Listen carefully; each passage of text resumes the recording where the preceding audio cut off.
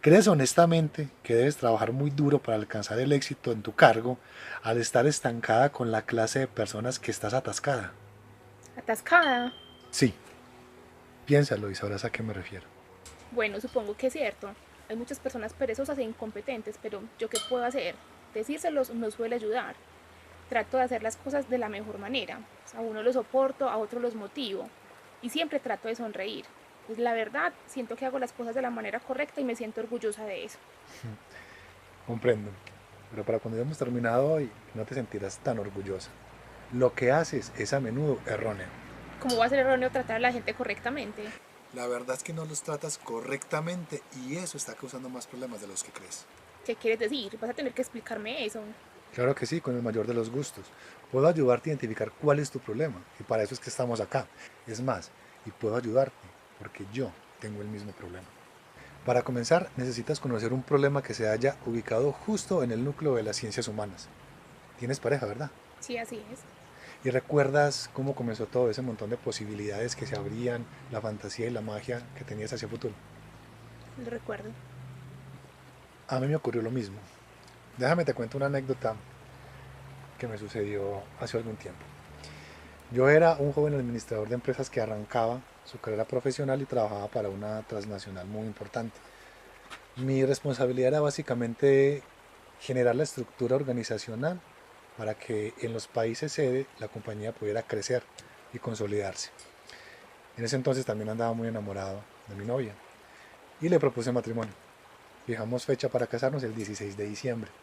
Así que entonces me dediqué a hacer todo el trabajo y a hacer todo de la mejor manera para dejarlo listo y así poder irme a disfrutar de una idílica luna de miel. Resulta que el 15 de diciembre recibí una llamada. Era el presidente de la compañía que me decía que tenía que estar en 3 días al otro lado del país para una reunión con el resto del equipo en el que estaban desarrollando un importante proyecto. ¿Por cuánto tiempo? Le pregunté. Me dijo, pues pueden ser 3 semanas o pueden ser 3 meses. Vamos a estar allí el tiempo que sea necesario para cerrar el trato. Yo la verdad me sentí bastante mal, eso fue un baldado de agua fría, pues me puse a pensar en dejar a mi recién casada esposa en plena luna de miel, en pleno periodo de luna de miel sola, para ayudarme lejos. La verdad que eso fue bastante incómodo, pero en fin, me casé y tomé un avión y viajé al sitio de la reunión. Pues como era de esperarse, fui el último en llegar. Y me tocó ocupar la última oficina disponible en el piso 22. Toda la acción se desarrollaba en el piso 25, pero yo tenía que estar 3 pisos abajo, solo, con todo el montón de trabajo y la foto de mi recién casada esposa. Hice de tripas corazón y empecé a trabajar. Por esos días comía en la cafetería, comía bastante mal, iba, comía algo, regresaba, seguía trabajando. La verdad es que subía poco el piso 25, solo a llevar como ya las revisiones y las maquetas finales del proyecto. En esos 10 días creo que me regañaron como 2 veces porque no entregué a tiempo y no estaba como muy al tanto de las actualizaciones. Y para rematar, me doy cuenta que en la sala del auditorio del piso 25 servían comida a cualquier hora, de forma que uno podía ir, comer y seguir trabajando. Y yo no lo sabía, no me lo han dicho. Bueno, la verdad es que al fin de se entregaron todos los documentos y el presidente me llamó la atención porque me preguntó por cosas en las que yo no había pensado y es que yo tenía que haber pensado en eso, eran cosas en las que él no tenía por qué haberse ocupado. Ahora permíteme hacerte una pregunta.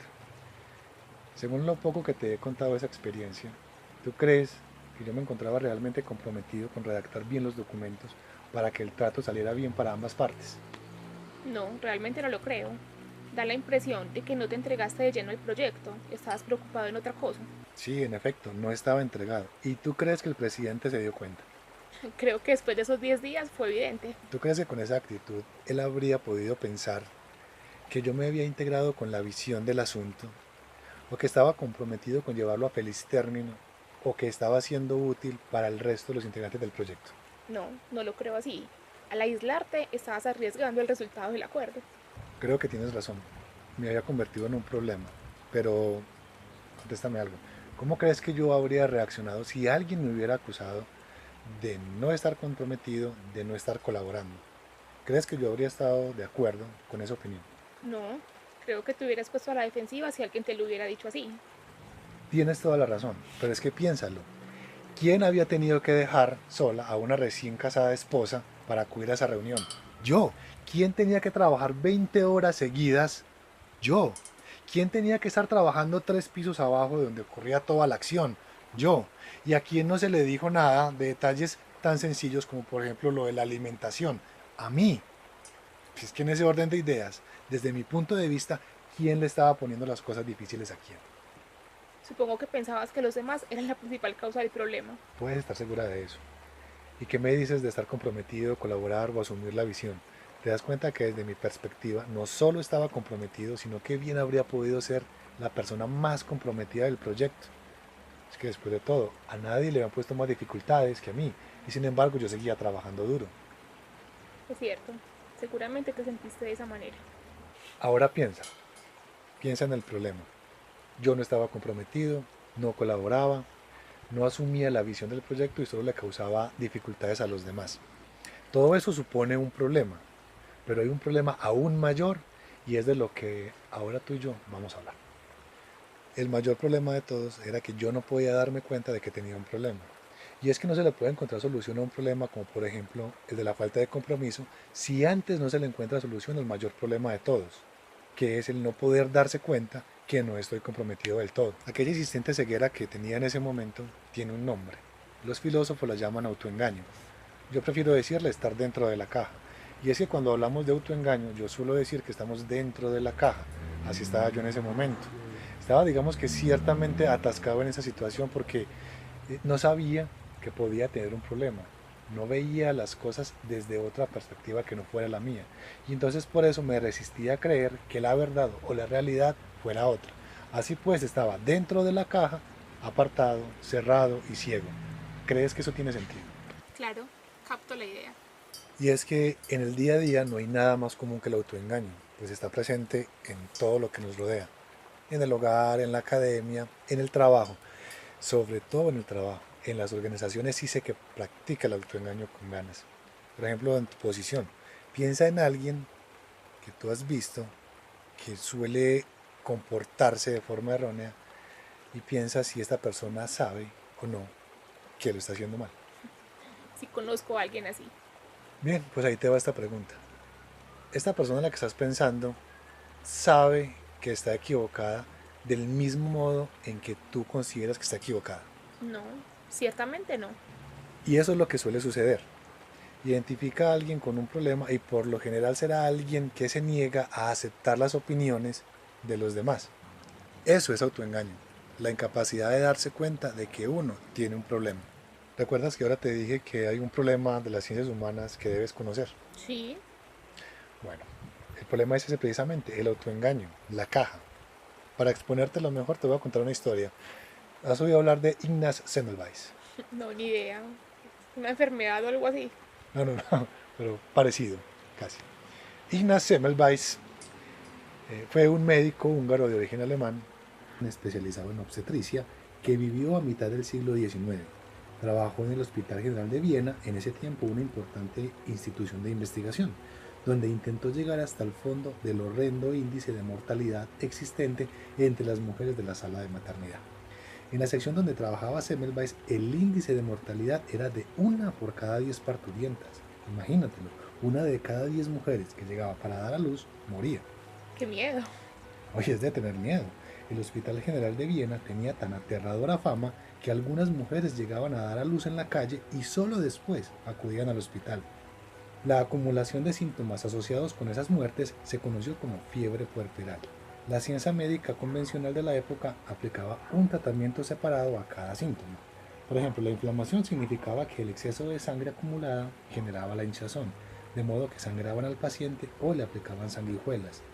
Si tenían problemas de respiración, la respiración se veía dificultosa, significaba que el aire era malo, así que mejoraban la ventilación y así sucesivamente. Pero nada funcionaba. Más de la mitad de las mujeres que contraían la enfermedad morían al cabo de pocos días. Poco a poco Semmelweis se obsesionó con el problema, sobre todo al descubrir por qué el índice de mortalidad en una sección de la sala de maternidad era más elevado que en la otra.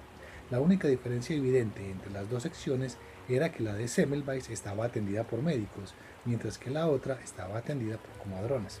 No podía ver cómo explicar la diferencia, así que trató de igualar todos los demás factores entre las pacientes de maternidad, de igual manera que estandarizó todo, desde las posturas para dar a luz hasta la ventilación y la dieta. Estandarizó incluso la forma en que se lavaba la ropa. Examinó todas las posibilidades, pero no encontró respuesta alguna. Entonces ocurrió algo curioso. Durante 4 meses estuvo fuera de visita en otro hospital y tras su regreso descubrió que durante su ausencia el índice de mortalidad había descendido significativamente en su sección de la sala. No sabía por qué, pero estaba claro que había descendido. Se propuso encontrar la razón. Gradualmente su investigación lo llevó a pensar en la posible importancia de la investigación hecha por los médicos en cadáveres. Cadáveres. Sí, recuerda que el Hospital General de Viena era un hospital universitario y de investigación. Muchos de los médicos dividían su tiempo entre la disección de cadáveres y el tratamiento de los pacientes vivos. Nadie había visto ningún problema en esa práctica porque todavía no se tenía un amplio conocimiento sobre los gérmenes. Lo único que se conocía eran los síntomas. Al examinar sus propias prácticas, Semmelweis descubrió que la única diferencia significativa era que él mismo pasaba mucho más tiempo realizando disección de cadáveres. A partir de esas observaciones, desarrolló la teoría de la fiebre puerperal, que se convirtió en la precursora de la teoría de los gérmenes. Llegó a la conclusión de que partículas de los cadáveres y de otros pacientes enfermos se transmitían a los demás pacientes sanos en las mismas manos de los médicos.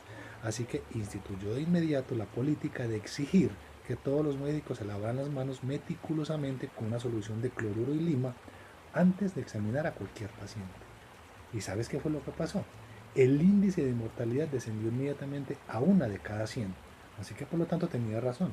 Los mismos médicos eran los portadores. De hecho, el mismo Semmelweis comentó con tristeza en cierta ocasión: solo Dios sabe el número de pacientes que murieron prematuramente por mi causa. Imagínate lo que es tener que vivir con eso. Pues bien, existe un germen similar que se extiende a lo largo y ancho de los escenarios en los que interactuamos a diario. Y como es de consecuencia lógica, en las organizaciones este germen causa desastres de proporciones bíblicas. Es un germen que está presente en mayor o menor medida en todos y cada uno de nosotros. Pero es un germen que se puede aislar y tratar efectivamente. ¿Qué es? Eso precisamente es lo que hemos estado hablando, el autoengaño, la caja, o más bien, el autoengaño es la enfermedad. Vamos a hablar del germen que la provoca.